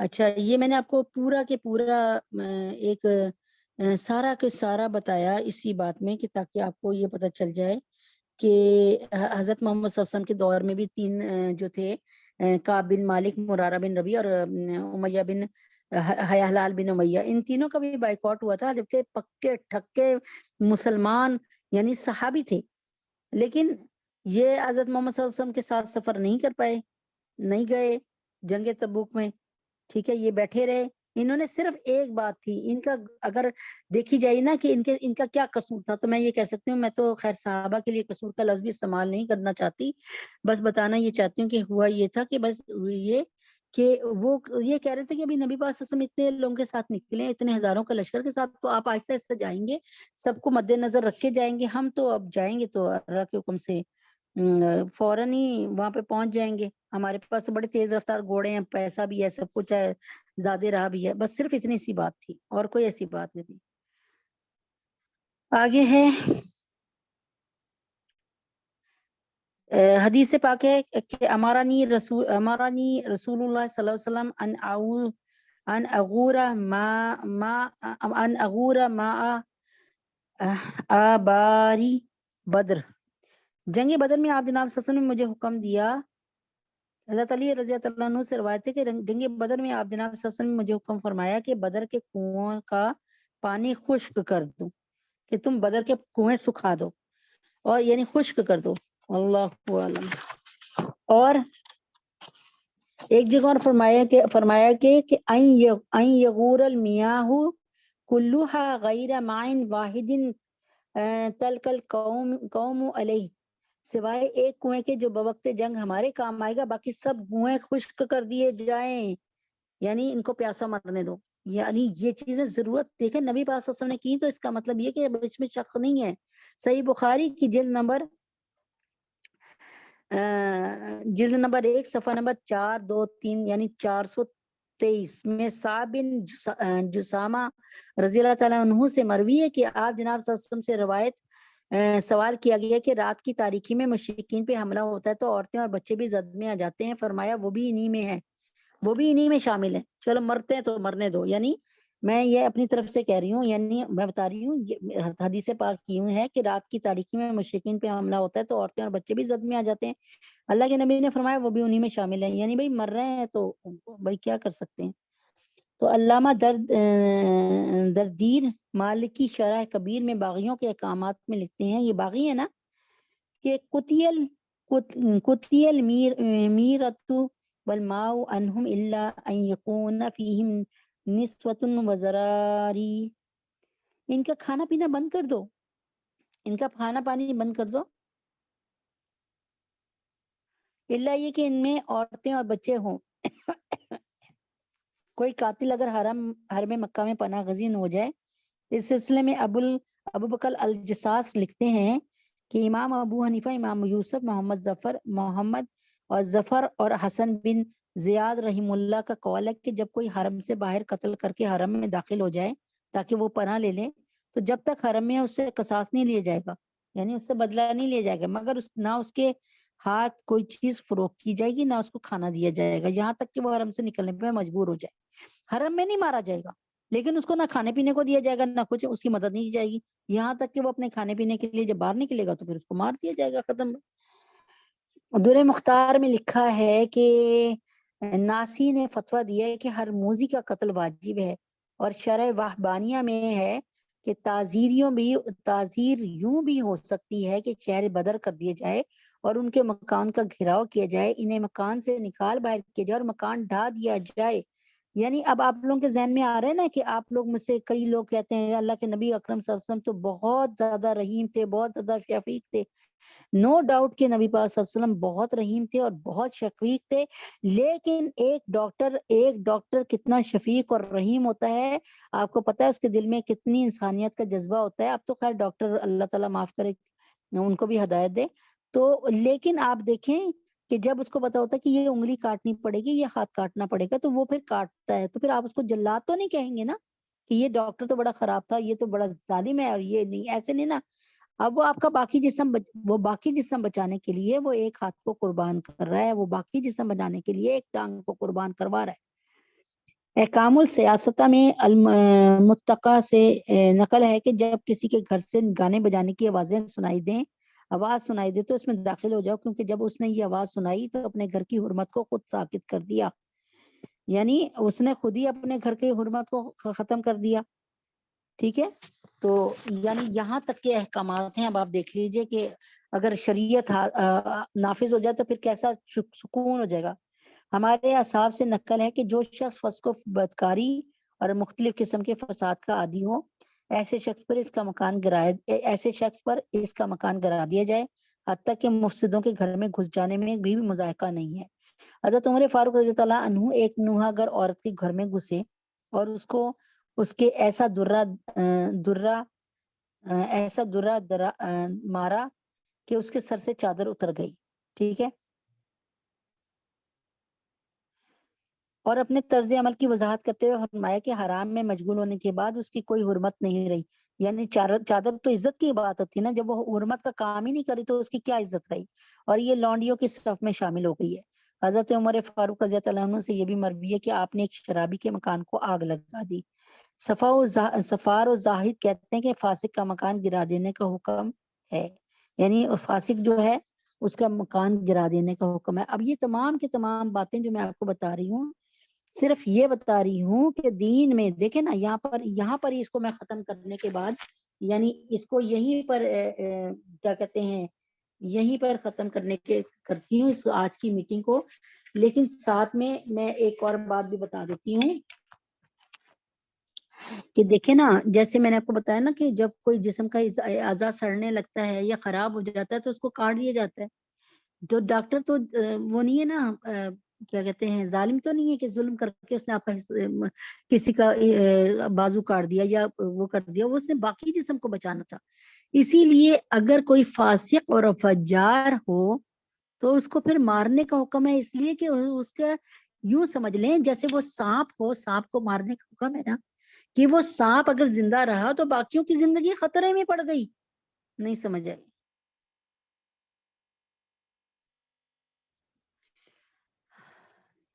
یعنی نبی اکرم صلی اللہ علیہ وآلہ وسلم نے جب کیا کہتے ہیں مدینہ طیبہ آئے تو 4 لوگوں کے موت کا قتل کرنے کا حکم دیا. اب آپ دیکھیں نبی اکرم صلی اللہ علیہ وسلم کتنے شفیق اور کتنے اچھے ہیں. اللہ ان کے حکم سے، اللہ کے بعد جو سب سے عظیم ہستی ہے وہ نبی اکرم صلی اللہ علیہ وسلم کی ہے. اگر وہ کسی کو مارنے کا حکم دے رہے ہیں تو کیا نعوذ باللہ نعوذ باللہ نعوذ باللہ، یہ حکم کیا کہیں بھی جھول والا حکم لگتا ہے؟ یہ کہیں لگتا ہے کہ یہ حکم غلط ہے؟ نہیں. آپ سمجھتے ہیں کہ اب اس کو یہ چیز کو ختم کرنا پڑے گا تاکہ باقی معاشرہ جو ہے بچا رہے، باقی معاشرے کو سکون رہے. اب دیکھیں نا نبی پاک صلی اللہ علیہ وسلم نے جب مدینہ طیبہ کا داخل ہوئے تو اعلان کیا؟ اعلان یہ فرمایا، یعنی اب میں یہاں پہ بتا رہی ہوں بڑی اہم بات، اس کو سنیے گا. نبی اکرم صلی اللہ علیہ وسلم غالباً 17,000 کا لشکر لے کر آئے. یہ اسلام کی جنگ غزوہ تھا اور فتح مکہ ہونے والا تھا الحمدللہ. تو نبی پاک میں آپ کو یہ بات بتا رہی، شاید اس پوائنٹ سے آپ نے کبھی سوچا نہ ہو. نبی اکرم صلی اللہ علیہ وسلم کہاں سے تشریف لا رہے ہیں؟ نبی پاک صلی اللہ علیہ وسلم مدینہ ہر طرف سے تقریباً کھلا ہوا تھا. اب آپ کو پتا ہے نا، پہلے آپ نے دیکھو کہ اب تو گھر بن جائے گا نا، اگر کوئی سوسائٹی میں کوئی سوسائٹی وغیرہ کوئی زمین ہو تو سارے راستے کھلے ہوتے ہیں کہیں سے بھی، جیسے پہلے حرم کے راستے بھی کھلے تھے. تو کہنے کا مطلب ہے کہ نبی اکرم صلی اللہ علیہ وسلم چاہتے تو کسی بھی راستے سے مدینہ سے مکہ میں کسی راستے سے بھی داخل ہو جاتے، لیکن نبی اکرم صلی اللہ علیہ وسلم اس قدر رحم دل تھے کہ آپ صلی اللہ علیہ وسلم نے ایک حکم جاری کیا. آپ نے فرمایا کہ آج جو ہے نا کہ کوئی بھی کسی کے ہاتھ کا پکا ہوا کھانا نہ کھائے، یعنی سب اپنے کھانے خود پکائیں. تو پہاڑی علاقہ تھا، جب پہاڑوں سے اتنی روشنی گئی نا، یعنی میں نے اپنا ہانڈی خود چڑھائی، آپ نے اپنی ہانڈی خود چڑھائی، ساری روشنیاں ہوئی تو کفار سمجھے کہ پتہ نہیں کتنے ہزاروں کا لشکر ہے، کوئی 30-40 ہزار کا لشکر ہے، جیسے بہت 17,000 تھے غالباً. تو وہ سمجھے کہ بہت بڑا لشکر ہے. تو انہوں نے کہا بھائی ہم ان سے لڑ ہی نہیں سکتے، تو چلو یہ تو لڑنے کے ارادے سے آئے ہیں، یہ تو مارنے اور مرنے کے ارادے سے آئے ہیں. انہوں نے کہا ہم ان سے نہیں لڑ سکتے، خانہ کعبہ کے مکہ کے دروازے کو مطلب ان کو آنے دو. اور انہوں نے کیا کیا، جب نبی پاک بغیر اللہ کے نبی کی اس تدبیر سے نا، بغیر لڑے ہم جیت گئے. بہت ذہین تھے اللہ کے نبی. اور اللہ کے نبی نے وہ راستے کا مدینہ مکہ بیت اللہ میں داخل ہونے کا، مکہ میں داخل ہونے کا وہ راستہ اختیار کیا جہاں پر شعیب ابی طالب کی گھاٹی بھی آتی تھی. اور آپ کہیں لکھا ہے مقام قد سے اور کہیں لکھا ہے مقام قدید، یا تو اس کا نام قد ہے یا قدید ہے، کاف سے، چھوٹے کاف سے. ادھر سے داخل ہوئے. اس کا مطلب یہ تھا کہ وہاں پر شعیب ابی طالب کی گھاٹی بھی تھی، تاکہ صحابہ دیکھتے ہوئے آئیں کہ ایک وقت ایسا تھا کہ جب ہم بالکل مفلوج ہو کے رہ گئے تھے، ہمیں کھانے پانی کو ترس گئے تھے، ہمارے برے حالات تھے، اور آج اللہ نے ہمیں فاتح کی حیثیت سے ادھر داخل کیا ہے. تو کہیں صحابہ کے دل میں یا کسی بھی بندے کے دل میں تکبر نہ آ جائے. ایسے اللہ کے نبی، اب اگر نبی پاک صلی اللہ علیہ وسلم کسی کو قتل کروا رہے ہیں یا اس کا آرڈر دے رہے ہیں، جیسے جیسے نبی پاک صلی اللہ علیہ وسلم نے اعلان کیا کہ آج جو ہے جو شخص حرم میں داخل ہو جائے وہ بھی میری پناہ میں، جو شخص اپنے گھر کے دروازے بند کر لے وہ بھی میری پناہ میں، یعنی اس کو بھی امان ہے. اور جو شخص ابو سفیان رضی اللہ تعالی عنہ کے گھر میں پناہ لے لے وہ بھی میری پناہ، وہ بھی امن میں. تو اصل میں یہاں پہ بھی تیسری نبی اکرم صلی اللہ علیہ وسلم کی ایک اور ذہانت کہ ابو سفیان رضی اللہ تعالی عنہ ایک دن پہلے صرف مسلمان ہوئے تھے. مکہ والوں کو نہیں پتا تھا کہ وہ مسلمان ہو چکے ہیں. اصل میں وہ کہیں کسی اس میں پکڑے گئے تھے، لیکن نبی پاک صلی اللہ علیہ وسلم نے ان کے سامنے ساری اسلامی فوج کو گزارا اور آپ کو ایک ٹیلے پہ جو ہے کھڑا کر دیا. جب انہوں نے دیکھا کہ اتنے ماشاءاللہ مسلمانوں کے ہاتھ مضبوط ہو گئے ہیں اور یقیناً یہ دین صحیح ہے، دین حق ہے اور یہی دین صحیح ہے، تو ایک دن پہلے وہ صاحب اسلام ہوتے. تو نبی پاک صلی اللہ علیہ وسلم نے یہ کہہ کے اعلان کر کے تمام کفار مکہ کو یہ بات بتا دی در پردہ کہ بھائی تم اگر سمجھ رہے ہو نا کہ ابھی حضرت ابو سفیان آئیں گے اور وہ بچا لیں گے یا لڑیں گے، تو وہ بھی ہمارے ساتھی بن چکے ہیں. امید ہے کہ آپ کو بات سمجھ آ گئی ہوگی۔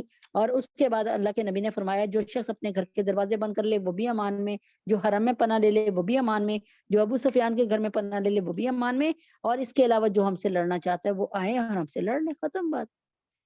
اور یقین کریں خدا کی قسم نبی پاک صلی اللہ علیہ وسلم نے ایسا خیال رکھا ہوا تھا کہ مکے کے گھروں میں، جو مکے میں جن لوگوں نے اپنے گھر کے دروازے بند کر لیے تھے، کوئی 5-6 گھنٹے بعد ان کے عورتوں نے اپنے مردوں سے کہا جاؤ باہر نکل کے دیکھو کہ کتنی قتل غارت گری اور کتنا خون خرابہ ہو چکا ہے اور ہمیں سمجھ نہیں آ رہا اتنا سکون کیوں ہے، اتنی خاموشی کیوں ہے۔ یعنی نبی پاک صلی اللہ علیہ وسلم نے کوئی جو ہے نا، یعنی بتانا یہ چاہ رہی ہوں کہ اگر ایسے احکامات جاری کیے نا کہ کسی کو مارنے کے، تو نبی پاک صلی اللہ علیہ وسلم طبعی طور پہ بہت رحم دل تھے اور خون خرابہ کو پسند نہیں کرتے تھے۔ لیکن وہی والی بات جیسے کہ ڈاکٹر ہاتھ کو اگر کاٹے تو وہ یہی سمجھ رہا ہے کہ باقی جسم کو بچانے کے لیے ہاتھ کو کاٹنا ضروری ہے۔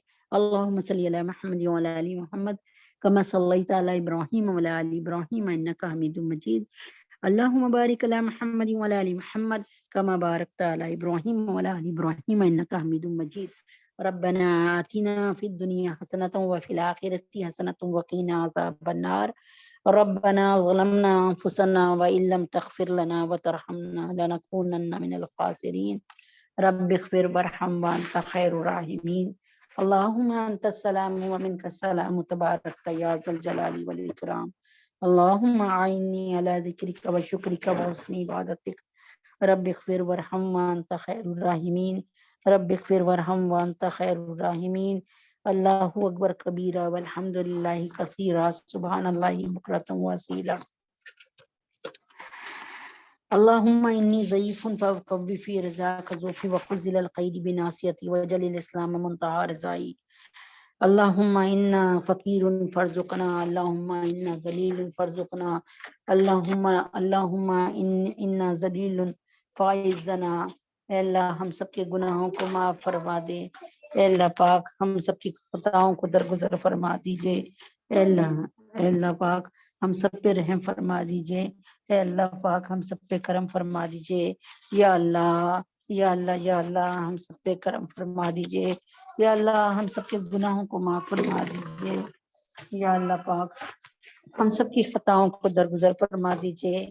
یا اللہ ہم بہت نافرمان ہیں تیرے، اے اللہ ہم ہر جگہ نافرمانی کرتے ہیں، اے اللہ پاک جب ہمیں آپ عبادتوں کا حکم دیتے ہیں تو ہم عبادت صحیح طریقے سے عبادت کا حق نہیں ادا کرتے، اے اللہ ایسی گئی گزری نمازیں پڑھتے ہیں، اے اللہ پاک آپ ہمیں پردے کا حکم دیتے ہیں وہ ہماری طبیعت پہ بہت بھاری گزرتا ہے، اے اللہ پاک آپ مردوں کو داڑھی کا حکم دیتے ہیں وہ ان کے لیے بہت بھاری گزرتا ہے، اے اللہ تبارک تعالیٰ تجھے تیرے نبی کا واسطہ ہمارے حال پہ رحم فرما دیجئے۔ ہماری کسی طریقہ سے کہیں سے ایسا نہیں لگتا کہ ہماری جو ہے کہیں سے بھی ہماری کہیں سے بھی بچت ہو سکے یا ہمیں چھوٹ مل سکے، اے اللہ ہم سب کے گناہوں کو معاف فرما دیجئے، خطاؤں کو درگزر فرما دیجئے۔ مولا کریم اللہم انک عفو کریم تحب العفو فاعف عنا۔ مولا کریم آپ ہمارے گناہوں کو معاف فرما دیجئے، خطاؤں کو درگزر فرما دیجئے۔ یا اللہ آپ ہم سے راضی ہو جائیے، راضی ہو جائیے، راضی ہو جائیے۔ یا اللہ پاک آپ ہمیں راضی کر دیجئے اپنے آپ سے، آپ ہم سے راضی ہو جائیے۔ یا اللہ تجھے تیرے نبی کا واسطہ پاکستان پہ رحم فرما دیجئے، پاکستانیوں پہ رحم فرما دیجئے۔ یا اللہ اپنے حبیب پاک صلی اللہ علیہ وسلم کے طفیل میں یا اللہ رحم کر دے، ہر طرف سے حالات ایسے برے ہو رہے ہیں، اللہ دل بہت پریشان رہتا ہے، بے سکون رہتا ہے، اے اللہ ہمارے گناہوں کو معاف فرما دیجئے، خطاؤں کو درگزر فرما دیجئے۔ اللہ ایک نو مسلمہ ہیں جو کہ اپنے بچوں کے ساتھ ریورٹ ہو گئی ہیں، اسلام میں آ گئی ہیں، اللہ ان نو مسلمہ کی اللہ ہر طرف سے حفاظت فرما دیجئے، ان کے بچوں کی حفاظت فرما دیجئے۔ اللہ تعالیٰ یہ بہت بڑا بہت بڑا بہت بڑا کام ہے، اللہ یہ بہت بڑی قربانی ہے کہ اپنے میاں کو چھوڑ کے، اور اللہ تبارک تعالیٰ بالکل اللہ جوان ہیں وہ، یا اللہ چھوٹے چھوٹے بچے ہیں اور پھر اتنا بڑا فیصلہ کہ سب کچھ چھوڑ کے آ گئی، اے اللہ اے اللہ ان کے میاں کو بھی ہدایت عطا فرما دے، یا اللہ تجھے تیرے نبی کا واسطہ تمام 9 مسلموں کی حفاظت فرما دیجئے، ان کو سمیٹ لیجئے، اللہ ان کے لیے آسانی فرما دیجئے، ان کے اس مجاہدے کو قبول فرما دیجئے۔ یا اللہ تجھے تیرے نبی کا واسطہ ہمارے آرمی چیف کی بھی حفاظت فرمائیے، ہر طرح سے حفاظت فرمائیے، ان کی جان مال ایمان کی حفاظت فرمائیے۔ یا اللہ تجھے تیرے نبی کا واسطہ ہم سب پہ رحم فرما دیجئے، کرم فرما دیجئے، ہمارے گھروں میں جو بے سکونیاں ہیں ان کو سکون میں بدل دیجئے، اللہ ہمارے گھروں میں جو نافرمانی ہے ان کو فرما برداریوں میں بدل دیجئے، ہمارے گھروں میں جو قانون ٹوٹتے ہیں اللہ تجھے تیرے نبی کا واسطہ قانون کی حفاظت کرنے والا ہمیں بنا دے۔ یا اللہ جب ہم پردہ نہیں کرتے تو ہم تیرے قانون کو توڑتے ہیں، یا اللہ جب ہم جھوٹ بولتے ہیں تو ہم تیرے قانون کو توڑتے ہیں، یا اللہ جب ہم ملاوٹ کرتے ہیں تو تیرے قانون کو توڑتے ہیں، جب ہم غیبت کرتے ہیں تو تیرے قانون کو توڑتے ہیں، جب ہم بد زبانی کرتے ہیں تو تیرے قانون کو توڑتے ہیں، جب ہم مغرور ہو جاتے ہیں تو آپ کے قانون کو توڑتے ہیں۔ یا اللہ تجھے تیرے نبی کا واسطہ ہمارے گناہوں کو معاف فرما دیجئے، اللہ ہم میں سے سب کو اصلاح کی ضرورت ہے، اللہ مجھے بھی اصلاح کی ضرورت ہے، ہماری اصلاح کر دیجئے، آپ کو ہمارے ساتھ اس محبت کا واسطہ، آپ کو اپنے نبی سے محبت کا واسطہ، ہم نبی اکرم صلی اللہ علیہ وسلم کی امت ہے، ہمیں اکیلا نہ چھوڑیے، ہم برباد ہو جائیں گے، ہم ختم ہو جائیں گے۔ یا اللہ ہم سب پہ رحم فرمائیے، ہمیں اکیلا نہ چھوڑیے، ہمیں پل پل اپنی نظر میں رکھیے، رحمت خاص میں رکھیے، ہمیں پل پل نظر کرم میں رکھیے۔ اللہ تجھے تیرے نبی کا واسطہ پتہ نہیں عجیب سا دور آ گیا، ایسا زمانہ آ گیا جس کا سوچا بھی نہ تھا میرے اللہ، اللہ ہمارے گناہوں کو معاف فرما دے۔ یا اللہ عزتیں احترام ادب ختم ہوتے جا رہے ہیں، یا اللہ فرما برداریاں ختم ہوتی جا رہی ہیں، اللہ دشمن اپنی سازش میں کامیاب ہو چکا ہے، ہم پہ رحم فرما دیجئے۔ یا اللہ تبارک اللہ ہم پہ رحم فرما دیجئے، ہم پہ کرم فرما دیجئے۔ یا اللہ تجھے تیرے نبی کا واسطہ ہمارا بڑھاپا ہماری جوانی سے اعلیٰ کر دیجئے، ہمارا آنے والا کل ہمارے آج سے بہت اچھا فرما دیجئے، ہمارا یا اللہ ہماری آخری آرام گاہ ہمارے گھروں سے زیادہ معطر، یا اللہ پرسکون بنا دیجئے، تحد نظر ہماری قبروں میں اللہ تبارک تعالیٰ تحد نظر جنت کے سامان پیدا کر دیجئے، جنت کے نظارے پیدا کر دیجئے۔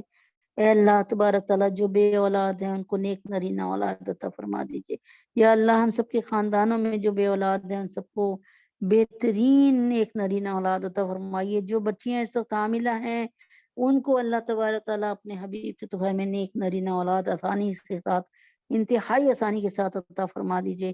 یا اللہ عائشہ کو، سونیا کو، رقیہ کو، یا اللہ تبارک تعالیٰ اپنے حبیب کے طفیل میں تمام بے اولادوں کو نیک نرینہ اولاد عطا فرمائیے۔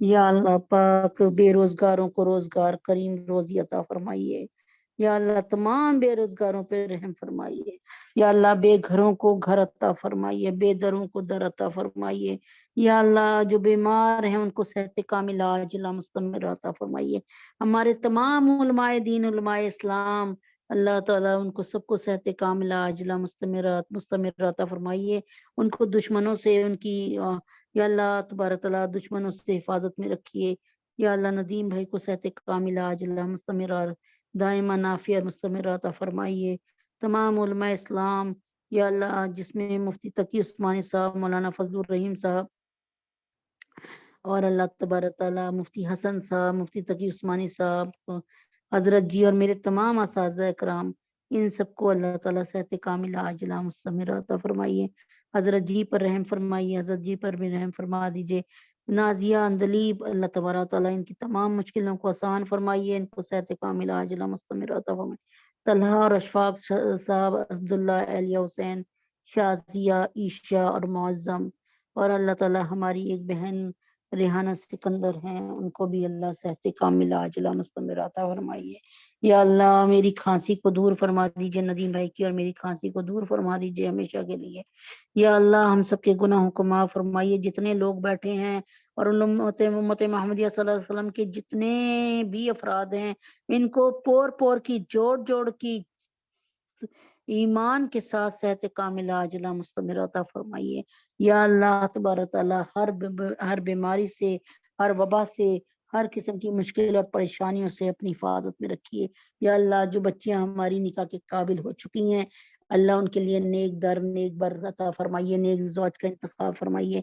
یا اللہ تجھے تیرے نبی کا واسطہ امت محمدیہ صلی اللہ علیہ وسلم کی ساری بیٹیوں اور بیٹوں کے لیے اور اس محفل میں جو بہنیں بیٹھی ہیں ان کی بچیوں کے لیے، افسا، فاطمہ، جبیریہ، ام حبیبہ، سدرہ، سبحانہ، افسا، سجاد، بینی، شفیفہ، مہنور، بنات سرور، فخر، عبد المتین، فریحہ کی اللہ تعالیٰ ان سب کی شادیاں بہترین اور اچھی جگہ پہ جلد ہو جائیں۔ اللہ تجھے تیرے نبی کا واسطہ رحم فرما دیجئے، کرم فرما دیجئے۔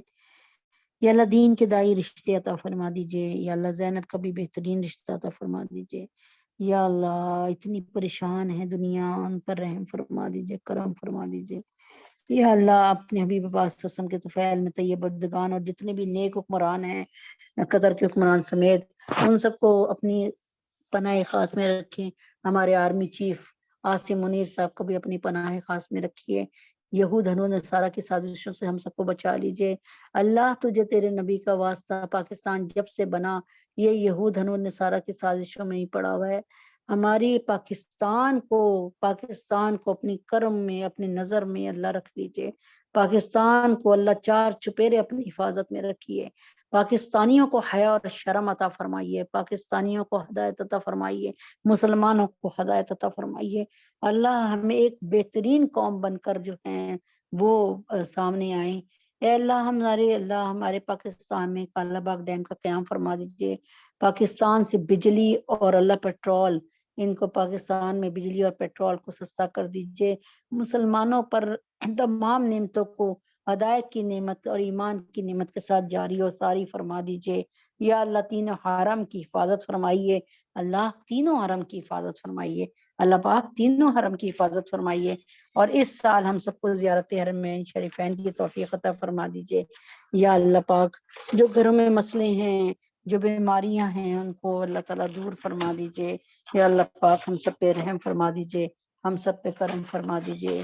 یا اللہ تجھے تیرے نبی کا واسطہ اولاد کو ہدایت دے دیجئے سب کی۔ یا اللہ سب کی اولادوں کو ہدایت عطا فرما دیجئے۔ یا اللہ ہم سب کے گناہوں کو معاف فرما دیجئے، خطاؤں کو درگزر فرما دیجئے۔ یا اللہ تجھے تیرے نبی کا واسطہ یہ محرم کا مہینہ شروع ہو رہا ہے، یا اللہ اس محرم میں ایسی عبادت کرنے کی توفیق عطا فرمائیے، یہ آپ کی حرمت والا مہینہ ہے، ہمیں اس کی حرمت کرنے کی اور اس کی حرمت منانے کی توفیق عطا فرمائیے۔